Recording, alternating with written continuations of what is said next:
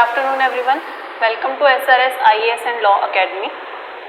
अब तक हम लोग डेफिनेशंस डिस्कस कर रहे हैं और ऑलमोस्ट सारी डेफिनेशंस हो चुकी हैं, लेकिन कमेंट्स में कुछ इम्पॉर्टेंट चीज़ें थी जो एज सच डेफिनेशंस में नहीं दी गई, लेकिन उन पर इम्पॉर्टेंट क्वेश्चंस बनते हैं, तो हमने वो सारी चीज़ें एक एक करके डिस्कस की।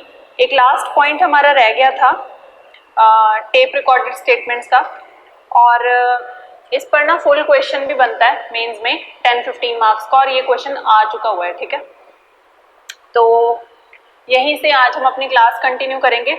ये क्लास टॉपिक है, उसके बाद फिर हमारी प्रिजम्पशन स्टार्ट हो जाएंगे और हम प्रिजम्पशंस का पूरा चैप्टर कंटिन्यू करेंगे। ठीक है, तो ये टॉपिक के हेडिंग बनाकर proof of tape recorded statements.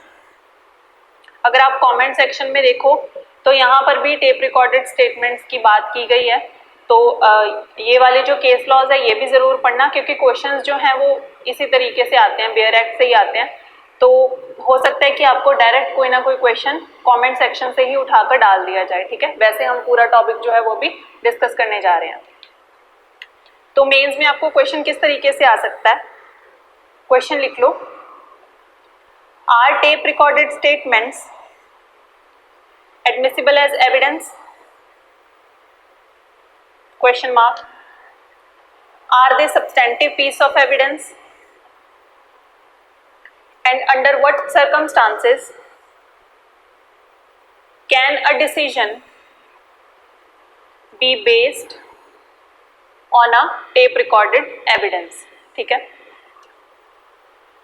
तो इसका आंसर आप साथ साथ में लिखते जाओ, साथ साथ में जहाँ जहाँ एक्सप्लेनेशन की ज़रूरत पड़ेगी मैं आपको एक्सप्लेन करती जाऊँगी। और मेंस में इसी तरीके से आंसर जो है वो अटेम्प्ट करने होते हैं। हमने टेप रिकॉर्डेड स्टेटमेंट्स का थोड़ा सा जब हम बैकग्राउंड कर रहे थे या जब हमने टाइप्स ऑफ एविडेंसेस भी पढ़ा है तो वहाँ पर थोड़ा सा डिस्कस किया है, लेकिन फुल फ्लेजेड क्वेश्चन अगर आ जाता है तो उसे कैसे अटेम्प्ट करना है वो अभी आप देख सकते हो। ठीक है, तो अपना आंसर फ्रेम कीजिए। पॉइंट नंबर 1 डालकर लिखो, tape recorded evidence is a documentary evidence. हमने डॉक्यूमेंट्री एविडेंस की डेफिनेशन में और इलस्ट्रेशंस में क्या देखा था कि डॉक्यूमेंट्री एविडेंस वो होता है जो किसी भी रिकॉर्डेबल मटेरियल पर रिकॉर्ड किया जा सके। ठीक है, तो टेप रिकॉर्डिंग भी एक तरह का डॉक्यूमेंट्री एविडेंस है। So voice is expressed upon a recordable tape, so it is a documentary evidence। तो यहाँ पर हमने ये भी बता दिया कि टेप रिकॉर्डिंग किस तरह का एविडेंस है, और ये भी बता दिया कि क्यों ये डॉक्यूमेंट्री एविडेंस है। ठीक है, इस तरीके से हमने अपना आंसर स्टार्ट किया। नेक्स्ट पॉइंट आप डाल सकते हो, सेकंड पॉइंट। तो क्योंकि ये डॉक्यूमेंट्री एविडेंस है इसलिए ये एडमिसिबल भी है। So since it is a documentary evidence, it is admissible as evidence। अब जब स्टेटमेंट होती है टेप में और उसे हम एडमिसिबल बनाते हैं एज डॉक्यूमेंट्री एविडेंस, तो वो किस किस तरीके से लिया जा सकता है डॉक्यूमेंट्री एविडेंस को। ठीक है, तो टेप रिकॉर्डेड स्टेटमेंट्स आप ऐसे हेडिंग डालकर और उसके नीचे ऐसे सब पॉइंट्स बना सकते हो। तो इनको कैसे कैसे लिया जा सकता है, as primary evidence, as corroborative evidence,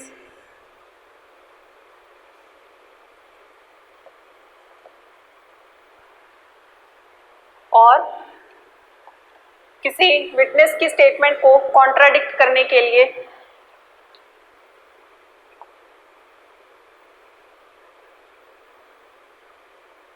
to contradict the statement of witnesses।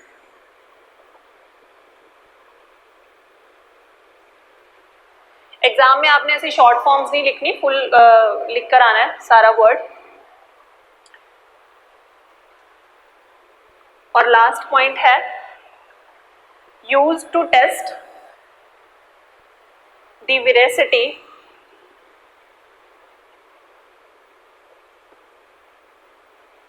Veracity का मतलब क्या होता है, truthfulness. used to test the veracity or impeach the credibility of witness। तो जो भी स्टेटमेंट हमारी टेप में हमें मिलती है और हम उसे एज डॉक्यूमेंट्री एविडेंस एडमिसिबल कर रहे हैं, उसे हम कैसे कैसे एडमिसिबल कर सकते हैं, या तो एज प्राइमरी एविडेंस या फिर एज कॉरोबोरेटिव एविडेंस, या फिर हम उसे कॉन्ट्राडिक्ट करने के लिए जो विटनेसेस की स्टेटमेंट है उसके लिए यूज कर सकते हैं, या फिर चेक करने के लिए, टेस्ट करने के लिए कि जो विटनेसेस हैं वो सच ही बोल रहे हैं या नहीं बोल रहे, या फिर उनको झूठा प्रूफ करने के लिए, इम्पीच करने के लिए, impeach the credibility of witness. ठीक है, अब ये चीजें कहाँ हेल्प की गई हैं? दो केसेस के नाम लिख लो, रामा रेड्डी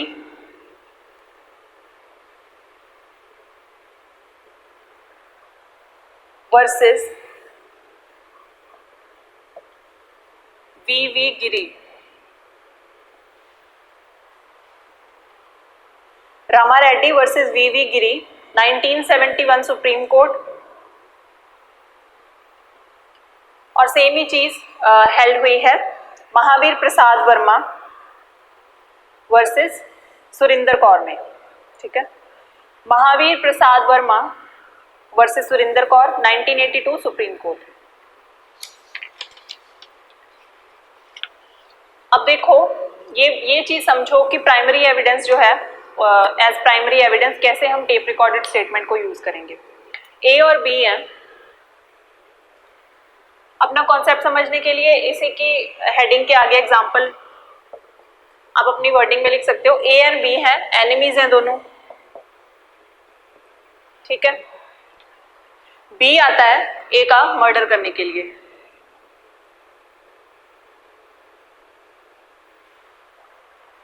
और ए जो है वो अपना फोन रिकॉर्डिंग अपनी स्टार्ट कर देता है फोन पर। तो अब इन दोनों के बीच में डायलॉग्स एक्सचेंज होते हैं। बी जो है इसी बीच ए को गोली मार देता है। ठीक है, बी शॉट से। अब जितनी भी रिकॉर्डिंग हुई फोन में, ये सारी चीजें कि बी पहले आया, बी दुश्मन था ए का, दोनों के बीच में जो भी डायलॉग्स हुए, और बी ने जब ए को गोली मारी तो वो चीज भी टेप रिकॉर्डिंग में रिकॉर्ड हुई। ठीक है, अब ये जो है, ये सारा जो भी इंसिडेंट हुआ ये प्राइमरी एविडेंस है, क्योंकि हमें डायरेक्ट उसी फोन रिकॉर्डिंग से पता चल रहा है कि ए का मर्डर बी ने ही किया है। ठीक है, और ये जो एविडेंस होगा प्राइमरी एविडेंस, ये इनफ होगा बी को गिल्टी प्रूव करने के लिए, प्रोवाइडेड कि ए के फोन में जो भी रिकॉर्डिंग हुई थी वो एज इट इज थी। ठीक है, उस पर कोई टेम्परिंग नहीं की गई।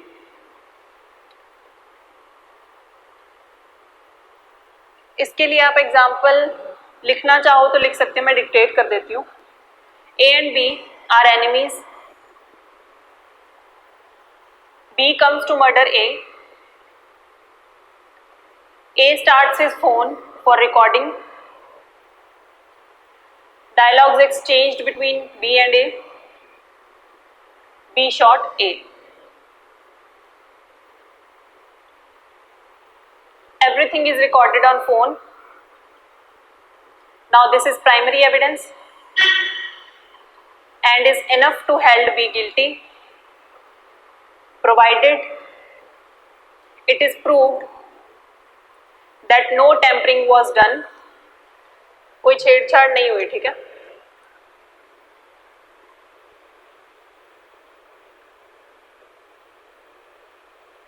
no tampering was done to the recording। और जहां पर ये as a primary evidence tape recorded statement जो है उसे यूज किया जाता है, तो वो एक सब्सटेंटिव पीस ऑफ एविडेंस भी बन जाता है। ठीक है, सिर्फ प्राइमरी एविडेंस के बेसिस पर, जैसे इस तरह के एग्जांपल्स में, ठीक है, जहां पर ये भी पता चल रहा है कि कोई टेम्परिंग नहीं हुई और डायरेक्ट टेप रिकॉर्डिंग से पता चल रहा है कि कौन गिल्टी है, वो हमारा सब्सटेंटिव पीस ऑफ एविडेंस बन जाता है और उसी के बेसिस पर जजमेंट दी जा सकती है। ठीक है, अब नेक्स्ट पॉइंट है हमारा एज कॉरोबरेटिव एविडेंस। तो टेप रिकॉर्डिंग को एज कॉरोबरेटिव एविडेंस कैसे यूज कर सकते हैं, इसके लिए आप एग्जांपल लिख लो। Where a corrupt public servant was being trapped and the conversation is being recorded in the tape, that is the कॉरोबरेटिव evidence. तो जहां पर एक करप्ट पब्लिक सर्वेंट है, वो करप्शन के टाइम पर उसे ट्रैप किया जाता है और जो सारी कॉन्वर्सेशन है वो टेप में रिकॉर्ड कर ली जाती है, तो वहां पर हम इसे एज कॉरोबरेटिव एविडेंस यूज कर सकते हैं। ठीक है, नेक्स्ट पॉइंट है to contradict the statement of witnesses. यहाँ पर कैसे हम यूज कर सकते हैं, अगर एक विटनेस जो है वो क्लेम करता है कि उसने कोई इंसिडेंट होते हुए देखा अपनी आंखों से, और दूसरी पार्टी जो है वो एविडेंस ले आती है, टेप रिकॉर्डिंग ले आती है कि ये जो विटनेस था ये खरीदा गया था, ठीक है, तो वहां पर जो विटनेस है उसकी स्टेटमेंट कॉन्ट्राडिक्ट हो जाएगी। और नेक्स्ट है last, veracity, to test the veracity और impeach the credibility of the witness. ठीक है, इम्पीच द क्रेडिबिलिटी हम कैसे इम्पीच कर सकते हैं कि जो विटनेस है वो झूठ बोल रहा है। ठीक है, तो आप इसके क्रक्स में लिख सकते हो, so a tape recorded statement can be, और सब पॉइंट्स बनाकर लिख लो, a substantive piece of evidence when it is used as primary evidence. तो जब ये प्राइमरी एविडेंस की तरह यूज होगा तो ये सब्सटेंटिव पीस बन जाएगा।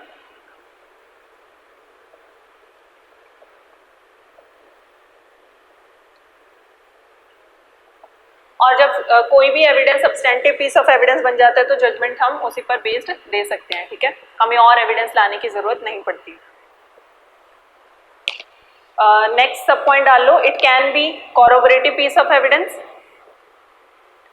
when it is needed to corroborate another material fact.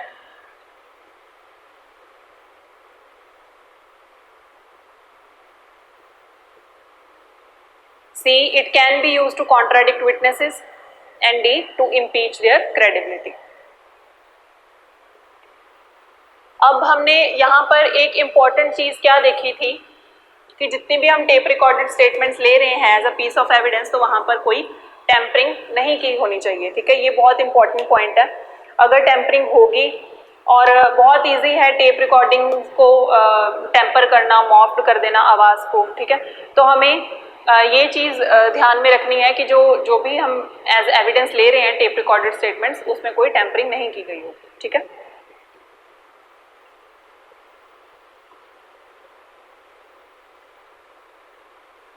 और सपोज अगर कोई हमारे पास टेप रिकॉर्डिंग आती है जिसमें हमें लगता है कि यहाँ दूसरी पार्टी जो है वो ये सवाल उठाती है कि नहीं ये तो मेरी आवाज़ नहीं है। सपोज ए और बी के बीच में ये जो मर्डर हुआ और बी लड़ाई कर रहा था, ठीक है, और सपोज बी अगर ये सवाल उठाता है कि जो ए के फ़ोन में टेप रिकॉर्डिंग मिली है वो तो मेरी आवाज़ है ही नहीं, तो फिर वो हम कैसे प्रूव करेंगे, वो हम एक्सपर्ट एविडेंस से प्रूव करेंगे। ठीक है, तो फॉरेंसिक साइंस लैब में भेजा जाएगा, बी की सैंपल वॉइस ली जाएगी और इस तरीके से प्रूव होकर ही आएगा। फिर उसके बाद जो फॉरेंसिक साइंस लैब से जो भी रिपोर्ट्स आएंगी हम उसके अकॉर्डिंग टेप रिकॉर्डेड स्टेटमेंट को एविडेंस लेना है या नहीं लेना उस हिसाब से डिसाइड करेंगे। ठीक है,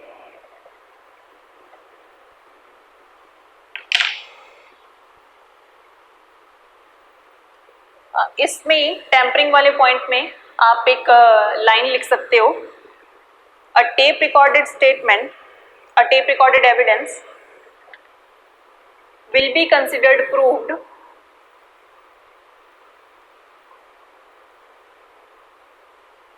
when it is proved beyond reasonable doubt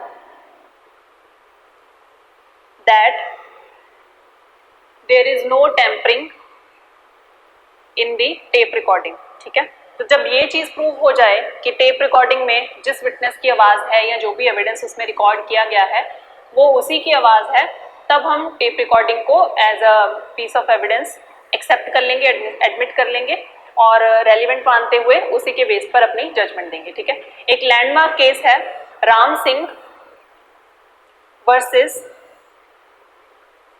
कॉलोनल Ram Singh, 1985 supreme court.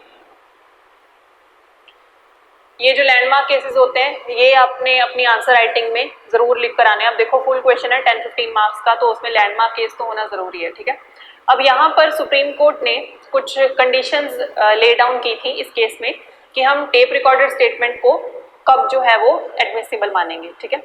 So supreme court laid down, Ram Singh versus colonel Ram Singh 1985 supreme court का केस है। Supreme court laid down the following conditions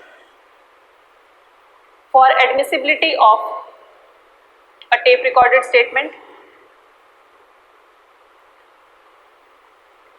तो ये 5-6 कंडीशंस दी हैं सुप्रीम कोर्ट ने, एक एक पॉइंट करके डालते जाओ। The voice of the speaker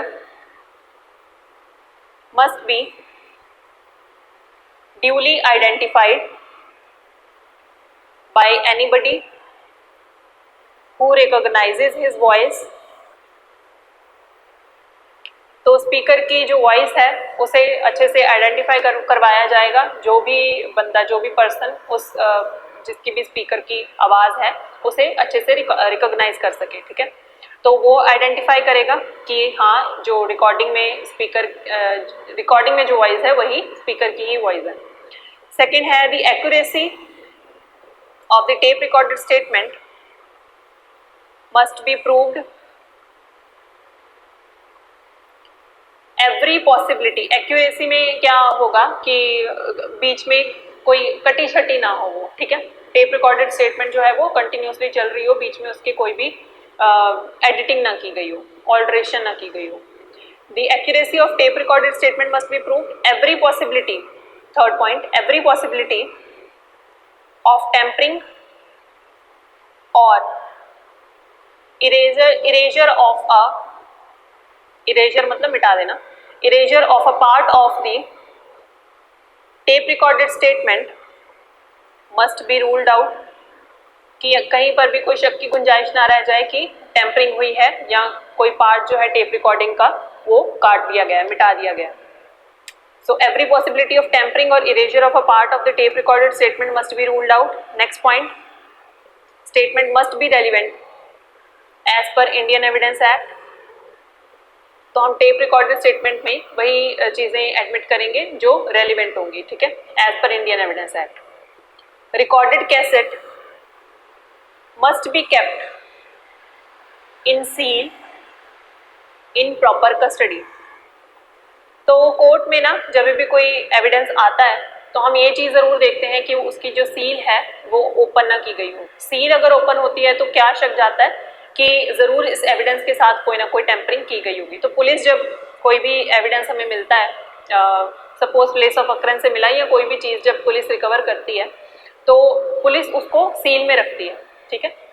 तो इसीलिए ये चीज़ यहाँ पर बोली गई है, recorded cassette must be kept in seal in proper custody. तो प्रॉपर कस्टडी में भी होनी चाहिए और उसकी सील ब्रोक ओपन भी नहीं होनी चाहिए।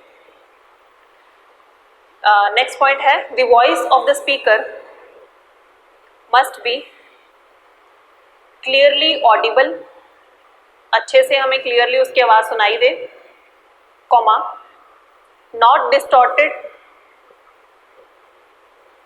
and there must not be other sounds or disturbances, ठीक है। तो सुप्रीम कोर्ट ने ये कुछ कंडीशंस ले डाउन की थी और ये इंपॉर्टेंट कंडीशंस हैं। जब भी हम टेप रिकॉर्डेड स्टेटमेंट को एज एविडेंस लेंगे तो ये सारी चीज़ें ध्यान में रखते हुए लेंगे, ठीक है।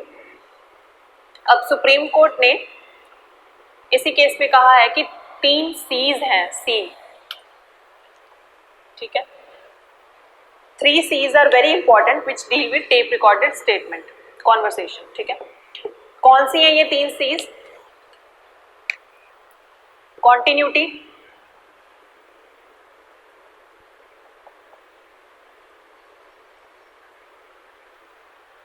क्लैरिटी और कोहेरेंस।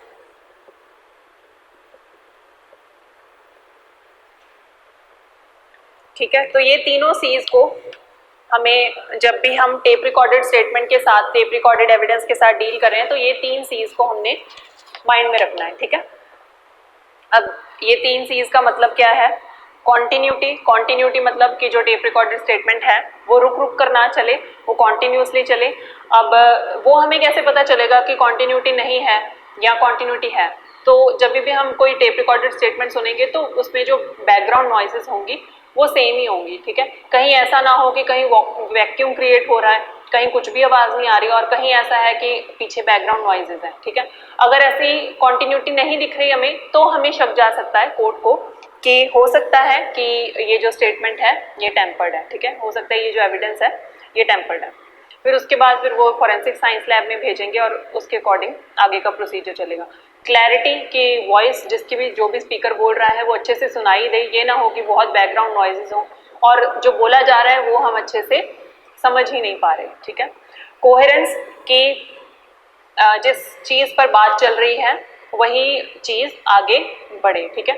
अब जैसे ये वाला एग्जाम्पल की हमने ए और बी, ए ने अपने फ़ोन में जो चीज़ रिकॉर्ड की वो केस के लिए इम्पॉर्टेंट थी तो वो एक कोहेरेंट स्टेटमेंट थी। अगर सपोज ए ने आगे पीछे की बातें रिकॉर्ड कर ली होती बट उसके फ़ोन रिकॉर्डिंग में ये चीज़ क्लियर ना हो रही होती कि बी ने ही ए को गोली मारी, ठीक है। तो वहाँ से उसकी जो टेप रिकॉर्डेड स्टेटमेंट थी, टेप रिकॉर्डेड एविडेंस था वो कमज़ोर पड़ जाना था, ठीक है। तो कोहेरेंस भी इम्पॉर्टेंट है। अब जब ये 3 सीज होंगी तो तभी हम टेप रिकॉर्डेड स्टेटमेंट को एक्सेप्टेबल मानेंगे। एक और केस लिख लो बॉम्बे हाई कोर्ट का, state of Maharashtra versus RS Kurlekar.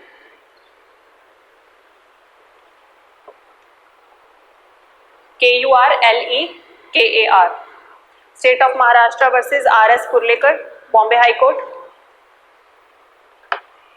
Tape recorded conversation becomes suspicious as evidence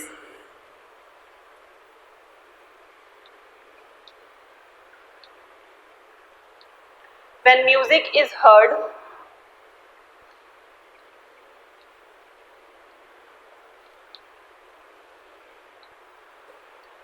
before the tape recorded conversation and after the conversation, but it is missing during the conversation। तो यहाँ पर continuity जो है वो missing है, ठीक है। म्यूजिक जो है वो हमें कॉन्वर्सेशन के पहले सुनाई दे रहा है, कॉन्वर्सेशन के बाद सुनाई दे रहा है, लेकिन बीच का जो पार्ट है जो हम एविडेंस एज एविडेंस प्रोड्यूस कर रहे हैं कोर्ट में, वहाँ पर जो म्यूजिक है वो मिसिंग है, ठीक है। तो इसलिए हम इस टेप रिकॉर्डिंग को रिलायबल एविडेंस नहीं मान सकते। एक और लैंडमार्क केस है RM Malkani versus state of Maharashtra, 1973 supreme court. और ऐसा ही सिमिलर केस है ZB Bukhari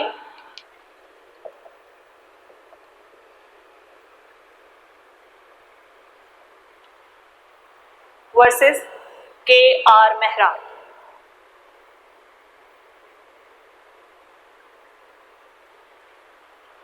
nineteen 1975 supreme court.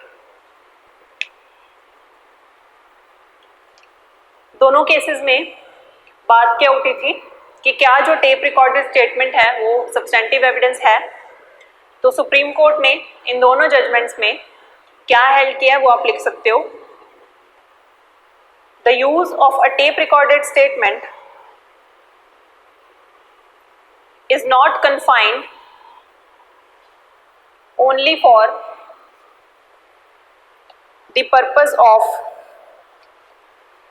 corroboration or contradiction, but when it is duly proved to the complete satisfaction of the court and it is proved that there was no tampering and that the tape recorded evidence is absolutely reliable,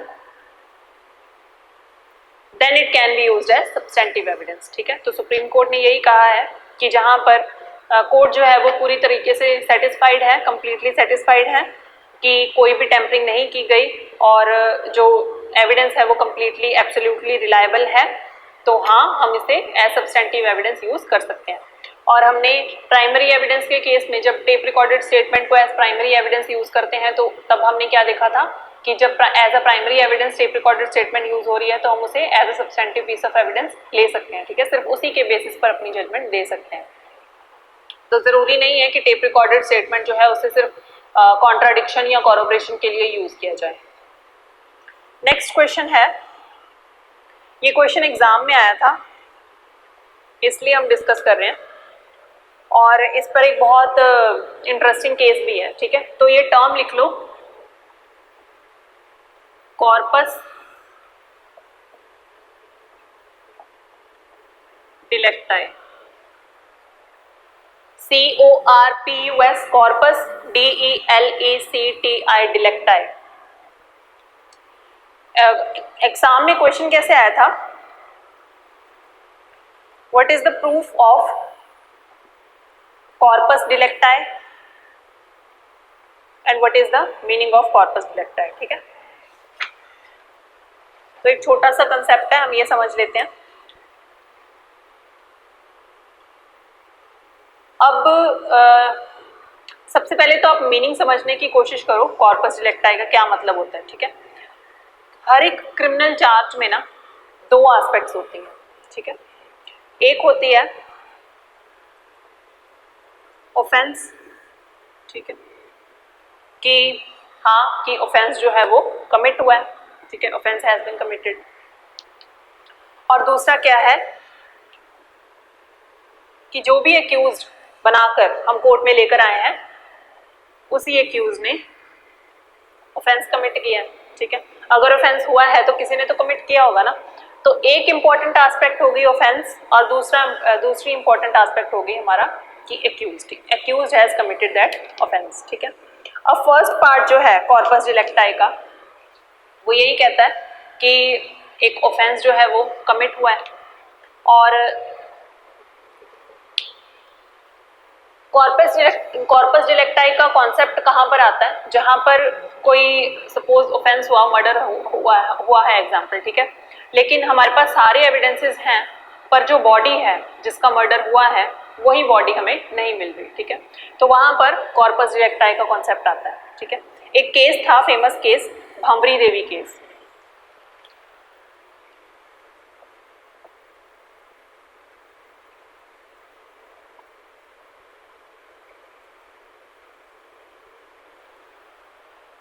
Rajasthan का case है ये और एक लड़की थी, a girl, जो allegedly involve थी एक सेक्सुअल रैकेट में बहुत सारे पॉलिटिशियंस के साथ, ठीक है। अब CBI इंक्वायरी हेल्ड हुई और इन्वेस्टिगेशन हुई तो बहुत सारे जो पॉलिटिशियंस हैं वो अरेस्ट हो गए इस मामले में, ठीक है।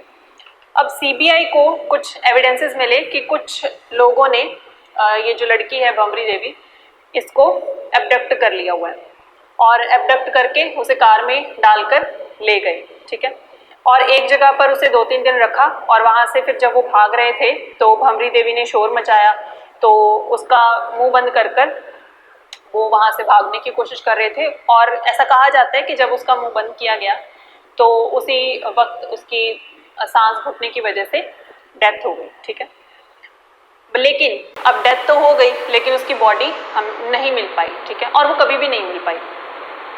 तो इन्वेस्टिगेशन में पता चला कि जो एक्यूज्ड थे एक ज़्यादा थे, तो उन्होंने भंवरी देवी की बॉडी को चूल्हे की भट्टी में डाल दिया और अब बॉडी पूरी तरह से डिस्ट्रॉय हो चुकी है, ठीक है, बॉडी मिल ही नहीं पाई, सारे जो एविडेंसेस थे उसकी बॉडी से रिलेटेड वो खत्म हो गए, ठीक है। अब हमें नहीं पता कि बॉडी कहाँ है, तो अब हम कैसे कन्विक्ट करेंगे जब हमारे पास एक डेड बॉडी ही नहीं है, ठीक है, हम कैसे प्रूव करेंगे कि ऑफेंस हुआ है। तो सुप्रीम कोर्ट ने ना इस पर 2 इम्पॉर्टेंट जजमेंट्स दी हुई हैं, आप वो जजमेंट्स लिख लो और उसी के बेसिस पर जो भंवरी देवी का केस भी था वो भी डिसाइड हुआ था। तो 2 इम्पॉर्टेंट जजमेंट्स जो है सुप्रीम कोर्ट की, फर्स्ट है Ramchandra versus state of Uttar Pradesh 1957 supreme court, और सिमिलर केस है Ramanand versus state of Himachal Pradesh, 1981 supreme court. ठीक है, अब इस केस में हम पहले लिख लेते हैं कि क्या हेल्ड हुआ था, उसके बाद हम डिस्कस कर लेते हैं। ठीक है, in both these cases it was held even if the corpus delicti is not traceable and if other evidences are reliable enough, judgment may be passed, comma, accused may be convicted, full stop. However, wherever corpus delicti is not available, the court must be on its guard, comma, the role of corroborative evidences becomes very important, and the court must ensure that all the evidences form a complete chain of circumstances. अब जो भंवरी देवी का case है, ये हो सकता है कि आपको एज इट इज प्रोपोजिशन में आ जाए। ठीक है, या हो सकता है आपको प्रीलिम्स में आ जाए कि कॉर्पस डिलेक्टाई का कॉन्सेप्ट किस चीज़ पर बेस्ड है, या कॉर्पस डिलेक्टाई के केस में हम एविडेंसेस किस तरीके से लेंगे। ठीक है, किसी भी तरीके से क्वेश्चन आ सकता है, या फिर आपसे हो सकता है इंटरव्यू में पूछ लें कि आप क्या कॉर्पस डिलेक्टाई का कॉन्सेप्ट जानते हो या नहीं जानते। ठीक है, तो इस तरीके से हमने कॉर्पस डिलेक्टाई को समझ लिया है एक तरीके से, और हमने जो रेलिवेंट जजमेंट्स थी वो भी लिख लिए हैं। ठीक है, अब सुप्रीम कोर्ट ने क्या कहा कि जहाँ पर वो केसेस जहाँ पर चाहे कॉर्पस डिलेक्टाई हमें नहीं भी मिल रहा, ठीक है, चाहे बॉडी डेड बॉडी जो है वो नहीं मिल रही, फिर भी और अगर जो दूसरे एविडेंसेस हैं वो इतने रिलायबल हैं कि उनके बेसिस पर हम अपनी एक जजमेंट पास कर सकते हैं, तो एक्यूज्ड को कन्विक्ट किया जा सकता है। ठीक है, ज़रूरी नहीं है कि एक्यूज्ड को कन्विक्ट करने के लिए हम पहले डेड बॉडी ही ढूंढ कर लाएं। हाउएवर, उन्होंने कहा कि कॉर्पस डिलेक्टाई के केस में जहां पर कॉर्पस डिलेक्टाई अवेलेबल नहीं है, वहां पर कोर्ट को हमेशा गार्ड पर रहना पड़ेगा, कोर्ट को हमेशा सतर्क रहना पड़ेगा कि जो रोल ऑफ कॉरोबरेटिव एविडेंसेस हैं वो बहुत इंपॉर्टेंट है। तो कोर्ट जो है वो इंश्योर करेगी कि जितने दूसरे एविडेंसेस आ रहे हैं कोर्ट के पास वो अब क्योंकि डेड बॉडी नहीं मिल रही है तो हम सर्कमस्टांशियल एविडेंस पर ही जाएंगे। ठीक है, तो सर्कमस्टांशियल एविडेंस की चेन ऑफ सर्कमस्टांसेस जो है वो कंप्लीट होनी चाहिए। ठीक है, सर्कमस्टांशियल एविडेंस का ये बेसिक रूल है कि चेन ऑफ सर्कमस्टांसेस कंप्लीट होनी चाहिए। अब तक तो आपको याद भी हो गया होगा। अब हाँ, हम ये डिस्कस कर रहे थे कि भंवरी देवी केस में ये दोनों जजमेंट्स डिस्कस की गई। ठीक है, तो वहां पर भंवरी देवी केस में लास्ट सीन थ्योरी लगाई गई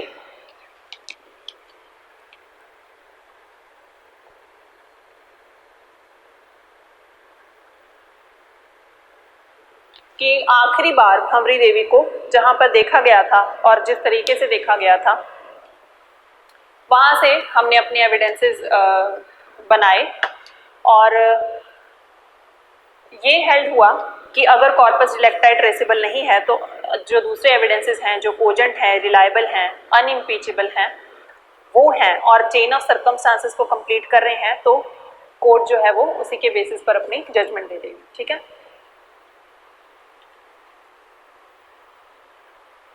ये जो क्वेश्चन है कॉर्पस डिलेक्टाई पर, ये आपको 5 मार्क्स का शॉर्ट नोट भी आ सकता है लिखने के लिए। ठीक है, 10 मार्क्स का भी आ सकता है, 7 मार्क्स का भी आ सकता है, डिपेंड्स। ठीक है, तो उसी हिसाब से आपने अपना आंसर फ्रेम करना है। यहाँ पर हमारी जो जितनी भी डेफिनेशंस थी ये कंप्लीट होती हैं। आई थिंक हमने इंडिया की डेफिनेशन मिस कर दी थी, तो अब India means the territory of India, जिसमें अब state of Jammu and Kashmir भी इंक्लूड होता है। ठीक है, बाकी जो सर्टिफाइंग अथॉरिटी है, electronic signature certificates, electronic form, electronic records, information, secure electronic record, secure digital signature and subscriber shall have the meanings respectively assigned to them in the Information Technology Act. तो ये सारे जो भी electronic record से related expressions हैं, इनको हम वही मीनिंग से उनकी मीनिंग्स हम उसी हिसाब से लेंगे जो भी इंफॉर्मेशन टेक्नोलॉजी एक्ट में इनकी डेफिनेशंस दी गई हैं, ठीक है।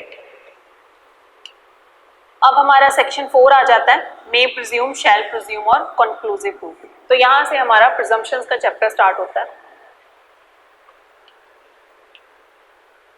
पहले हम बेसिक लॉ ऑफ प्रिजम्पशन समझेंगे और इसी पर आपके नोट्स बनेंगे। और ये जो नोट्स होंगे प्रिजम्पशन पर, आपको किसी भी तरीके का क्वेश्चन आता है तो आप अपनी इंट्रोडक्शन में या जहाँ पर भी रेलिवेंट होगा आप ये मटेरियल वहाँ पर लिख सकते हो, ठीक है। तो प्रिजम्पशंस की हेडिंग डाल लो।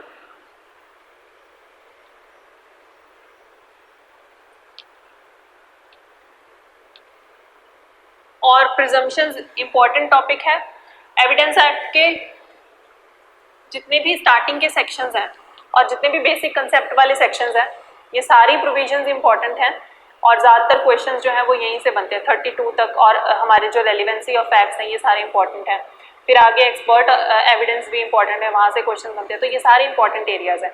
इसी तरीके से प्रिजम्पशंस भी एक इंपॉर्टेंट एरिया है और इससे क्वेश्चन आपको मिल ही जाएंगे, ठीक है। प्रीलिम्स में, मेन्स में, इंटरव्यू में, हर एक जगह के लिए ये इंपॉर्टेंट है, ठीक है। तो प्रिजम्पशंस की हेडिंग डालकर अब प्रिजम्पशंस को ना हम दो पार्ट में डिवाइड कर सकते हैं, ठीक है। प्रिजम्पशन ऑफ थिंग्स और प्रिजम्पशंस बाय मैन, ठीक है। अब प्रिजम्पशंस दी किस लिए गई हैं, इनका रीज़न क्या है कि हम कोई चीज़ प्रिज्यूम करते हैं, ठीक है। क्योंकि जो प्रिजम्पशंस हैं, प्रिजम्पशंस का रीज़न क्या है, लॉजिक, वो लॉजिक पर बेस्ड है प्रिजम्पशंस, ठीक है। अब प्रिजम्पशंस लेगा कौन, क्यों लेगा, प्रिजम्पशंस का इफेक्ट क्या होगा, ठीक है। ये सारी एस्पेक्ट्स हम समझ लेते हैं। तो आप अगर अपने नोट्स बना रहे हो तो उसमें आप लिख सकते हो presumptions can be divided into 2 parts,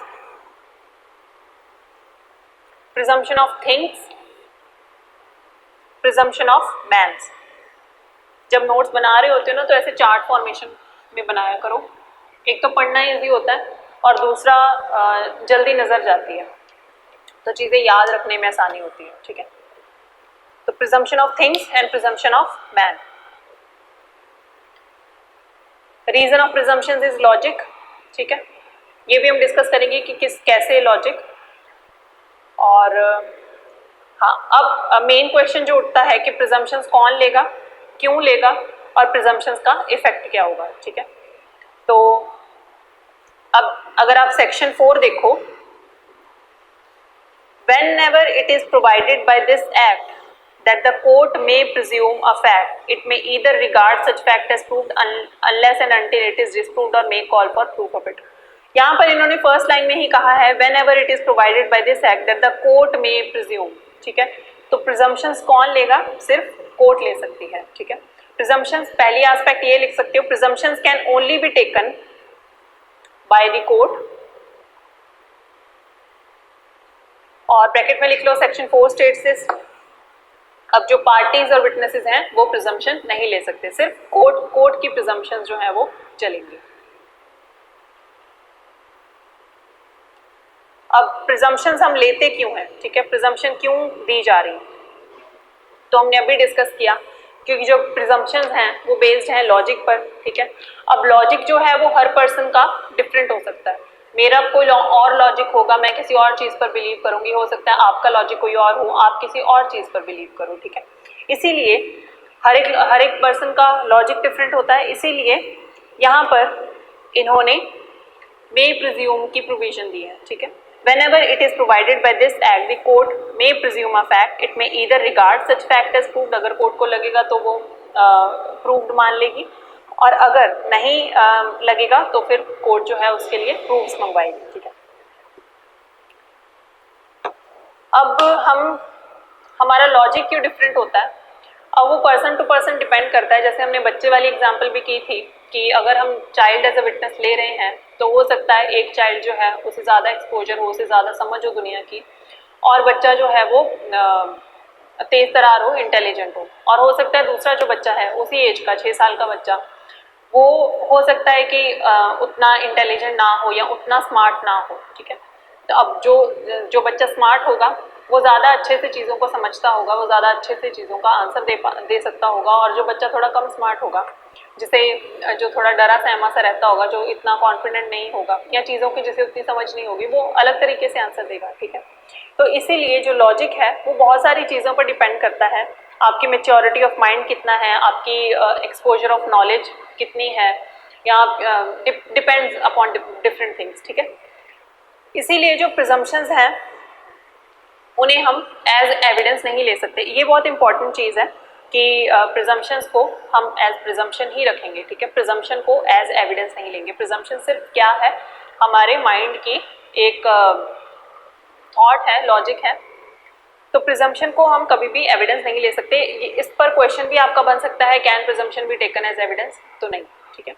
हाँ, कुछ चीज़ें हैं जहाँ पर अब जैसे मे प्रिज्यूम, शैल प्रिज्यूम और कॉन्क्लूसिव प्रूफ में हम आगे जब देखेंगे तो वहाँ पर हम प्रिजम्पशन ले सकते हैं, पर वो फैक्ट की लेंगे, ठीक है। एज इट इज प्रिजम्पशन को एविडेंस नहीं मान लेंगे।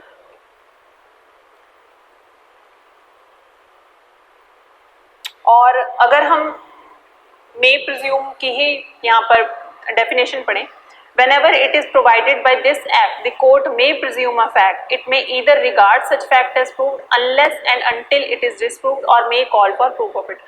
अब यहाँ पर इन्होंने may presume की डेफिनेशन दे दी है, या जो भी प्रोविजन है वो दे दी है, लेकिन यहाँ पर may presume जो है वो it also includes may not presume, ठीक है। तो ये आप पॉइंट डाल सकते हो। Where may presume is written, it also provides that the court may not presume. अब may और shall में हम डिफरेंस पढ़ते हैं ना,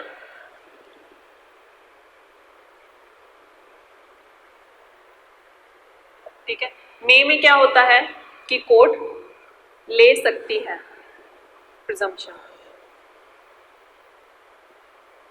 और shall में क्या है कि कोर्ट को लेनी ही होगी।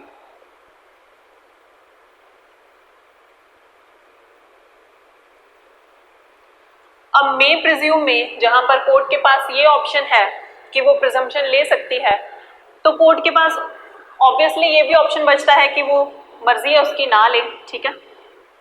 तो मे presume also includes may not presume. But shell presume के केस में एविडेंस एक्ट ने जहां कह दिया कोर्ट शैल प्रिज्यूम, तो हमने सेक्शन 5 में पढ़ा था कि जुडिशियल डिस्क्रिशन जो है वो एविडेंस एक्ट सेक्शन 5 जो है वो जुडिशियल डिस्क्रिशन को खत्म करता है।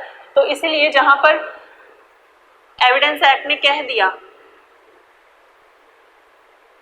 कोर्ट शैल प्रिज्यूम, तो कोर्ट शैल प्रिज्यूम, कोर्ट को वो प्रिजम्पशन लेनी ही पड़ेगी, वहां पर कोर्ट की मर्जी नहीं चलेगी, ठीक है।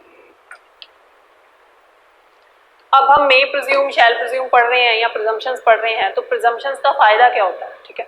प्रिजम्पशंस का ये फायदा है, पहली चीज तो ये कि जब कोर्ट कुछ प्रिज्यूम कर लेती है तो कोर्ट की तरफ से वो चीज प्रूव्ड होती है। यहाँ पर लाइंस क्या लिखी गई हैं, it may either regard such fact as proved. तो कोर्ट की तरफ से वो फैक्ट, कोर्ट ने कोई चीज प्रिज्यूम कर ली, एग्जाम्पल कोर्ट ने प्रिज्यूम कर लिया, इसके हम सेक्शंस भी पढ़ेंगे, बट अभी समझने के लिए हम ये देख लेते हैं कि कोर्ट ने प्रिज्यूम कर लिया कि ए ने ही मर्डर किया है। वैसे तो प्रिजम्पशन ऑफ इनोसेंस होती है एक्यूज्ड की तरफ, ठीक है, जनरल रूल ये है। पर इस केस में अगर हम समझ लें कि कोर्ट ने प्रिज्यूम कर लिया कि ए ने, यही समझते हैं कि मर्डर नहीं किया, ठीक है, कोर्ट ये प्रिजम्पशन लेकर चल रही है, तो अब जो बर्डन ऑफ प्रूफ होगा वो दूसरी पार्टी पर होगा, प्रोसिक्यूशन पर, कि वो प्रूव करे कि जो भी एक्यूज है उसने मर्डर किया है, ठीक है। तो प्रिजम्पशंस का फर्क क्या पड़ता है या फायदा क्या है प्रिजम्पशंस का, कि कोर्ट ने एक चीज जो है वो मान ली कि वो प्रूव्ड है प्रिज्यूम करके, अब जो दूसरी पार्टी है वो उस प्रिजम्पशन को तोड़ेगी, ठीक है। तो वो ये प्रूव करेगी कि जो कोर्ट प्रिज्यूम कर रही है वो गलत है, ठीक है।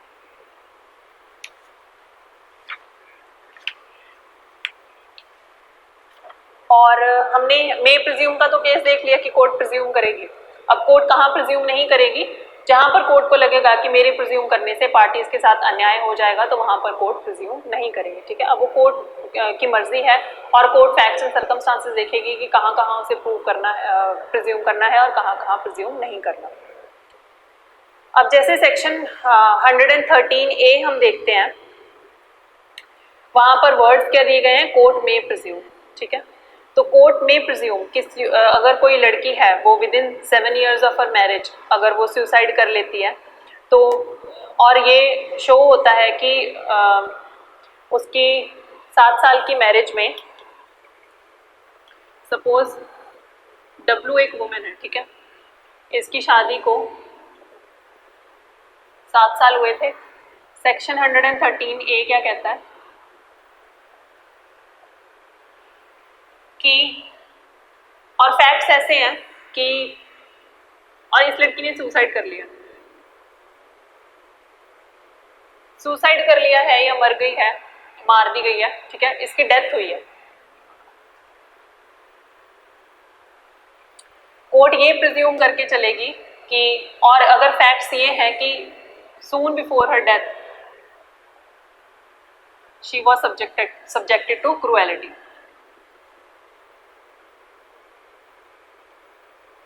ठीक है।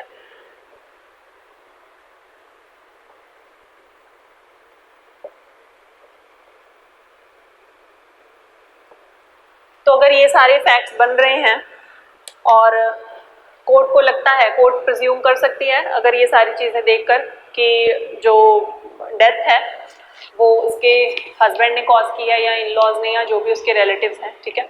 तो जो भी प्रोविजन है सेक्शन 113 इस तरह एक तरह से एग्जाम्पल है कोर्ट में प्रिज्यूम की, ठीक है।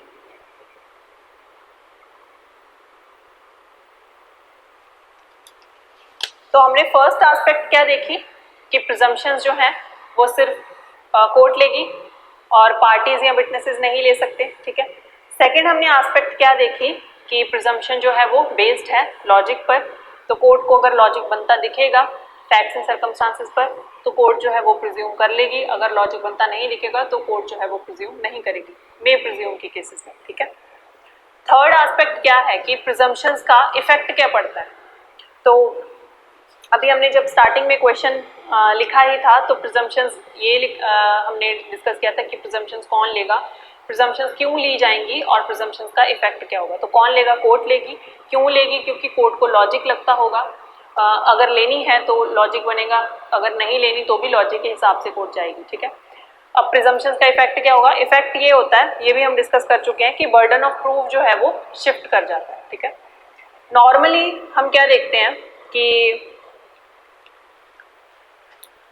एक्यूज्ड जो है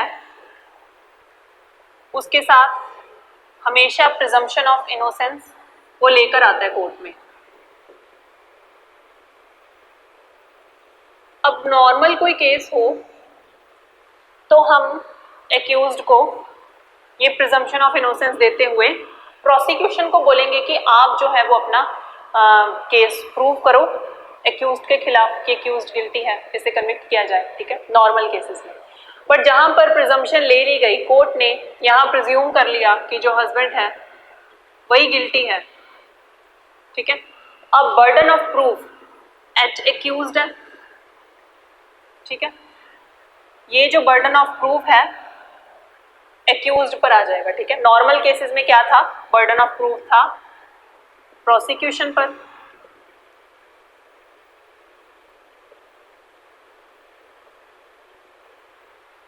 लेकिन प्रिजम्पशन के केस में बर्डन ऑफ प्रूफ जो है वो एक्यूज पर आ जाएगा। तो प्रिजम्पशंस का यही इफेक्ट है कि जो बर्डन ऑफ प्रूफ है वो शिफ्ट होता रहता है। अब सपोज अगर एक्यूज जो है एच ये प्रूव कर देता है कि मेरा तो उसमें की वाइफ जो थी वो हंसी खुशी रह रही थी और उसे कोई भी क्रूएलिटी नहीं दी गई, या जो भी उसके केस के फैक्ट्स हैं जो उसके खिलाफ जा रहे हैं अगर हस्बैंड वो सारे फैक्ट्स प्रूव कर देता है कि मैं तो गिल्टी नहीं हूँ, तो बर्डन ऑफ प्रूफ किस पर चला जाएगा, फिर से शिफ्ट हो जाएगा प्रोसिक्यूशन पर कि अब आप प्रूव करो कि ये तो बोल रहा है और ये चीज़ें प्रूव हो रही हैं कि ये कोई क्रूएलिटी नहीं करता था और इसकी वाइफ जो है वो हैप्पीली रहती थी और वो सारी चीज़ें। तो अब जो है वो प्रोसिक्यूशन ये चीज़ फिर से प्रूव करेगी कि नहीं हस्बैंड की ही गलती थी, ठीक है। जब तक कि हम फाइनल डिसीजन पर पहुंच नहीं जाते, जब तक हमें पूरी क्लैरिटी नहीं मिल जाती केस की। तो यही इफेक्ट होता है प्रिजम्पशंस का कि बर्डन ऑफ प्रूफ जो है वो शिफ्ट होता रहता है। ठीक है,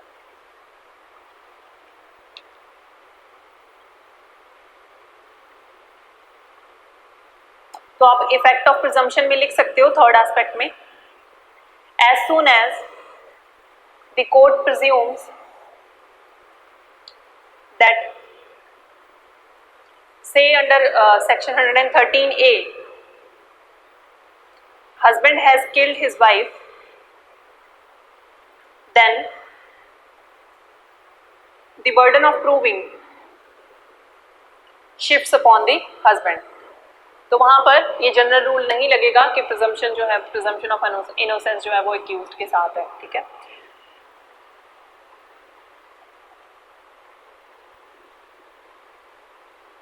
और सपोज अगर कोर्ट जो है वो चार्ज करते टाइम हस्बैंड को, चार्ज करते टाइम उनसे पूछे हस्बैंड से कि I am going to charge you with the abetment of suicide, है ना, तो कोर्ट ने ये प्रिजम्पशन ले ली एक बार कि जो हस्बैंड है उसी ने डेथ कॉज की अपनी वाइफ की।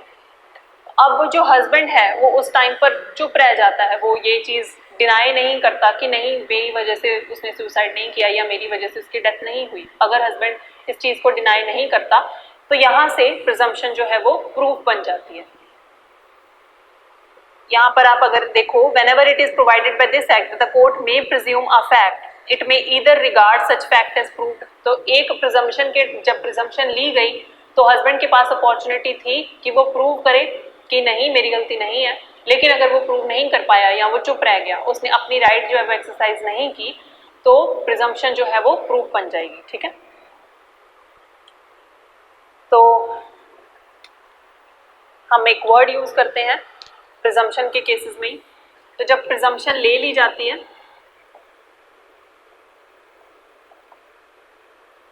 जिसके भी खिलाफ ली गई है उसको क्या करना होता है, उस प्रिजम्पशन को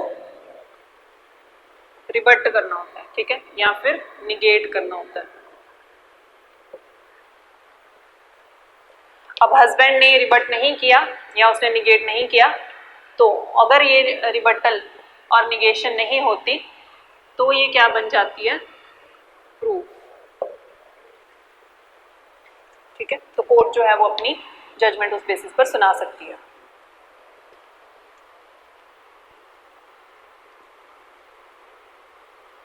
या फिर अगर सपोज इसने रिवर्ट कर भी दिया बट ये प्रूव नहीं कर पाया किसी भी तरीके से कि इसकी गलती नहीं थी, तो भी ये प्रूफ बन जाएगी। ठीक है, तो प्रिजम्पशन को प्रूफ बनाने से रोकने के लिए बीच की ये स्टेज इंपॉर्टेंट है, रिबटल।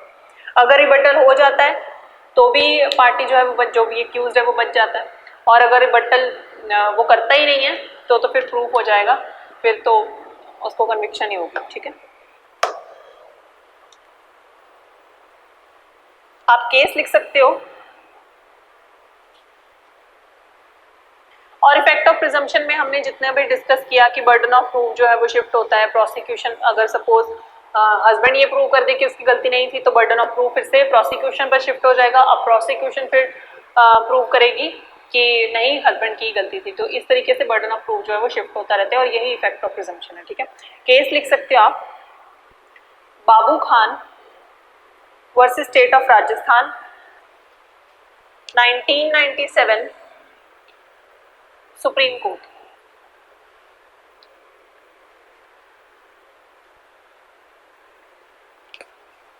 ये अभी हम प्रिजम्पशंस पर जनरल डिस्कशन कर रहे हैं। जब हम मे प्रिज्यूम शैल प्रिज्यूम पर आएंगे तो हम साथ साथ में ही जो मे प्रिज्यूम वाली प्रोविजंस हैं वो भी पढ़ते जाएंगे। फिर जब शैल प्रिज्यूम पर आएंगे तो साथ साथ में इस तरीके से हम प्रोविजंस पढ़ते जाएंगे। ये भी जनरल डिस्कशन है कि अगर आपको प्रिजम्पशंस पर किसी भी तरीके का क्वेश्चन आ जाता है तो आपने ये मटीरियल लिखना है वहाँ पर। ठीक है, Babu Khan versus state of Rajasthan 1997 supreme court. A presumption is an inference comma affirmative or disaffirmative of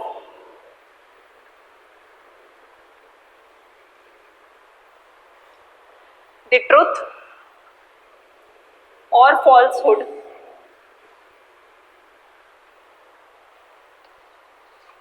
of a doubtful fact or proposition drawn by a process of probable reasoning from an established fact। तो presumption एक तरह से क्या है, एक inference है, चाहे वो एफर्मेटिव हो या डिसएफर्मेटिव हो। एफर्मेटिव मतलब हमने प्रिज्यूम कर लिया, डिसएफर्मेटिव मतलब हमने प्रिज्यूम नहीं किया। ऑफ द ट्रुथ और falsehood of a doubtful fact, कि या तो जो फैक्ट है जो डाउट में है, ठीक है, कि नहीं पता कि जो वाइफ थी वो हस्बैंड की वजह से मरी या नहीं मरी, ठीक है, ये डाउट है हमें, तो ये फैक्ट में डाउट है ना हमें, तो या तो ये चीज़ सच होगी या फिर ये चीज़ झूठ होगी कि हस्बैंड ने ही उसकी डेथ कॉज की है। और proposition drawn by a process of probable reasoning from an established fact, तो जो भी हम प्रोपोजिशन ड्रॉ करते हैं बाय प्रोबेबल रीजनिंग, रीजनिंग क्या, लॉजिक लगाकर जो भी हम प्रिजम्पशन लेते हैं वो जो भी इन्फ्रेंस ड्रॉ करते हैं वही एक प्रिजम्पशन है, ठीक है। अब हम प्रिजम्पशंस लेते क्यों हैं, क्योंकि देखो जब हमने नॉर्मल सर्कमस्टांसेस में अगर केस जब आता है तो एक्यूज्ड के पास प्रिजम्पशन ऑफ इनोसेंस होती है, तो ठीक है, प्रोसिक्यूशन जो है वो सारी चीज़ें प्रूव करने बैठेगी, सारे एविडेंसेस लेकर आएगी कि ये जो एक्यूज्ड है इसी ने ऑफेंस किया, ठीक है, तो प्रोसेस जो है वो बहुत लंबा हो जाता है। लेकिन जब हम प्रिजम्पशन ले लेते हैं तो जो प्रोसेस है वो बहुत छोटा हो जाता है, ठीक है। सो आप लिख सकते हो वाई ऑफ प्रिजम्पशन क्या है, the court takes presumptions to shorten the process.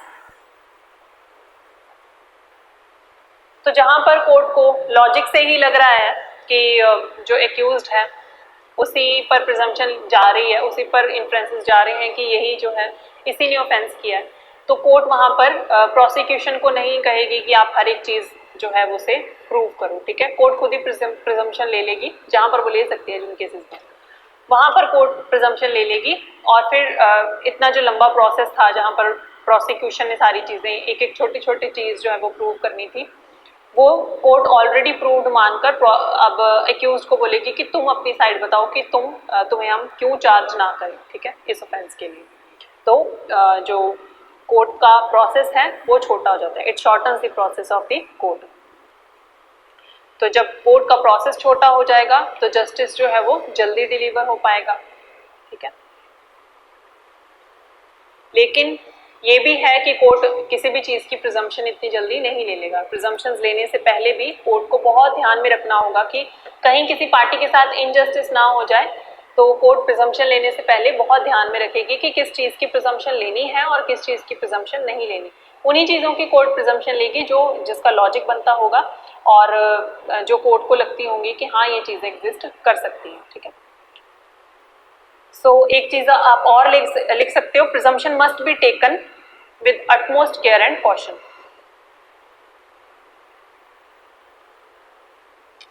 एक केस लिख लो, state of Andhra Pradesh versus Vasudev Rao.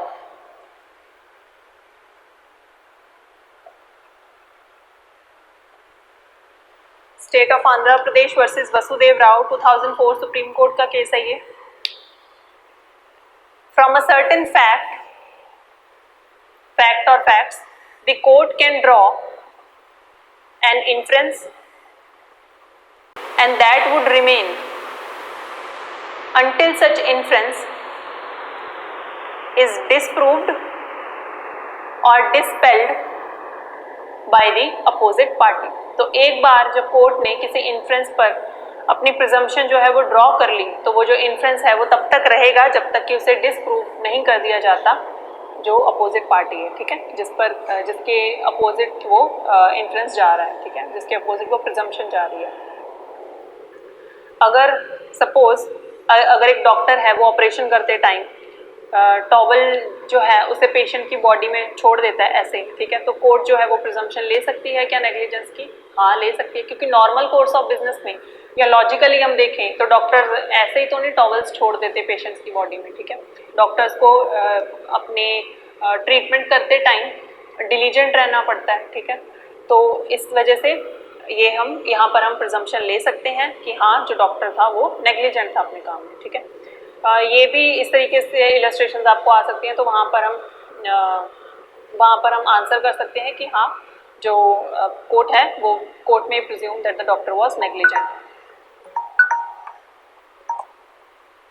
Next है, अब हम नेक्स्ट लेक्चर में ना डिस्कस करेंगे थोड़ा और इनकी रिबटेबल कौन सी होती हैं, presumption of fact, presumption of law, ठीक है। इसी को कंटिन्यू करते हुए तो हम मे प्रिज्यूम, शैल प्रिज्यूम, कंक्लूसिव प्रूफ, इनमें क्या डिफरेंस है, ये सारी चीज़ें हम नेक्स्ट लेक्चर में डिस्कस करेंगे। आई होप आपको बेसिक कंसेप्ट समझ में आ गया होगा प्रिजम्पशन का, और आपको पता चला होगा कि प्रिजम्पशंस क्यों ली जाती हैं, किस बेसिस पर ली जाती हैं। और बेयर एक्ट में इतना तो पता ही है कि सिर्फ कोर्ट जो है वो प्रिजम्पशंस ले सकती है, पार्टीज और विटनेसेस प्रिजम्पशन नहीं ले सकती। ये छोटी छोटी चीज़ें हैं जो हमें पता होनी चाहिए। तो हम नेक्स्ट लेक्चर से प्रिजम्पशन से ही कंटिन्यू करेंगे। आप अपने नोट्स अच्छे से बनाइए, और कोई डाउट हो तो आप हमें पूछ सकते हो। सो वी विल कंटिन्यू, ठीक है। Thank you.